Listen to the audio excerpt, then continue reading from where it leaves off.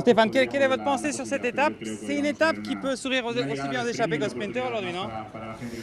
Bah, c'est sûr, quand tu vois comment se déroule la Vuelta, finalement, on peut pas dire qu'aujourd'hui il y a un sprint à 100%. Il y a deux étapes dures qui arrivent. Tu vois, c'est toujours le même truc. Les équipes de leaders veulent une journée tranquille. En même temps, il y a beaucoup de coureurs qui peuvent pas gagner les étapes de montagne parce qu'ils n'ont pas le niveau finalement. Moi, j'en fais partie pour le moment. Et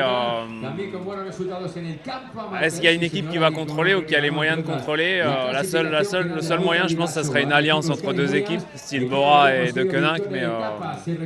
Mais voilà, je pense que vu l'ouverture de la Vuelta cette année, le départ à casse-pattes, si tu as 15-20 coureurs devant, c'est pas sûr de les revoir, quoi. Donc, en fait, on peut pas dire que c'est une étape tranquille de sprint, de transition. C'est une étape où il y a quelque chose à aller chercher, surtout pour les coureurs qui grimpent pas si bien que ça finalement.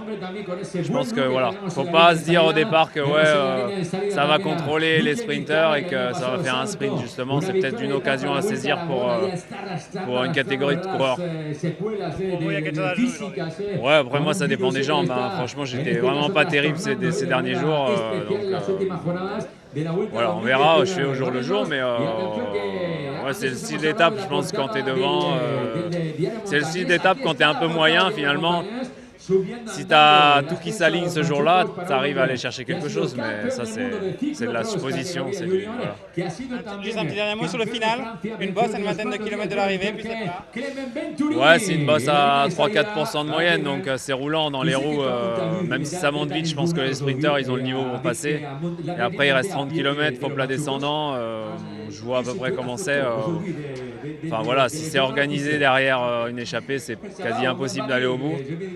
Par contre, s'il joue un peu et qu'il y a un trop gros écart, ou que voilà, c'est sûr qu'ils ne reviendront pas. Mais après, on peut très bien voir encore comme d'hab, 15-20 coureurs devant et puis un peloton qui laisse aller finalement.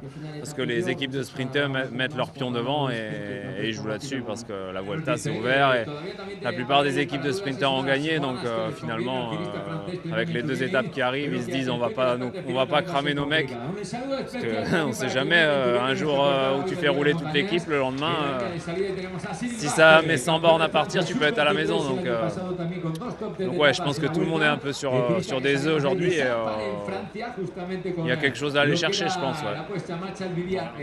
Merci à vous.